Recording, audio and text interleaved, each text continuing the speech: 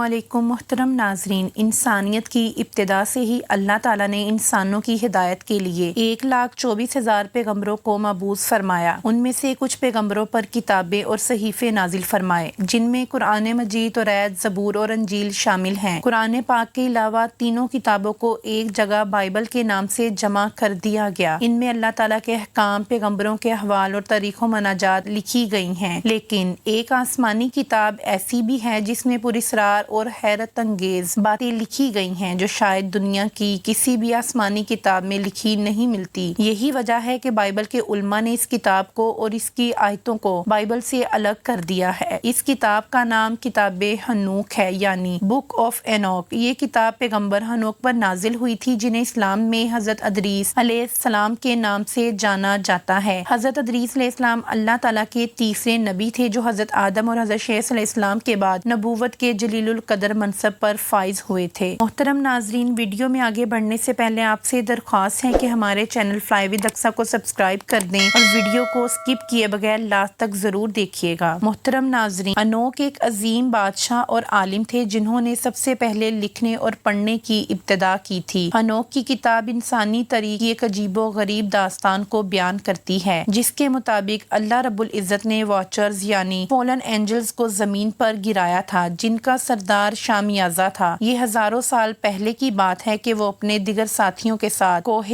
Hermann پر اترا تھا اور انہوں نے یہ عہد کیا کہ ہم انسانوں کی بیٹیوں سے جنسی تعلقات قائم کریں گے۔ واچرز دراصل خدا کی ہی ایک مخلوق تھی جن کو انسانوں کی نگرانی کے لیے بھیجا گیا تھا، لیکن وقت گزرنے کے ساتھ یہ زمین پر موجود حسین عورتوں کے عشق میں مبتلا ہو گئے۔ حسین عورتوں کے لمبے بالوں کی طرف مائل ہونے لگے۔ انہوں نے عورتوں کے ساتھ جسمانی تعلقات بنائے، جن کے نتیجے میں بہت سے بچے نیفیلیم پیدا ہوئے، یعنی جائنٹس، جو کہ قد و قامت والے اور دیونما مخلوق تھے۔ ان جائنٹس نے زمین پر کافی تباہی مچائی اور انسانوں کو مار کر کھانے لگے، یہاں تک کہ چرند پرند جنگلی جانور بھی ان کی خوراک کا حصہ بنے۔ حضرت ادریس علیہ السلام کو انہی درندہ صفت لوگوں کی ہدایت کے لیے مبعوث کیا گیا تھا، لیکن انہوں نے آپ کا انکار کیا۔ ہنوک کی کتاب کے تیسرے باب میں یہ بھی بتایا جاتا ہے کہ کس طرح ان فالن اینجلز نے انسانوں کو فساد و تباہی کے علوم اور جادو وغیرہ سکھائے۔ مثلاً عزازیل نے انسانوں کو تلواریں، خنجر اور زیورات وغیرہ بنانے سکھائے، آنکھوں کو سنوارنا سکھایا۔ ان کاموں سے انسانوں میں بے حیائی اور برائی پھیل گئی، اور شامیازہ نے جادو کرنا سکھایا۔ آمروز نے ستاروں کا علم سکھایا اور کوکابیل نے علم فلکیات سکھائی۔ زمین میں ہونے والے اس فساد کو دیکھ کر اللہ رب العزت غضبناک ہوا۔ ان کو سبق سکھانے اور سزا کے لیے اللہ تعالیٰ نے 4 فرشتے زمین پر بھیجے، جن کے نام مائیکل، یوریل،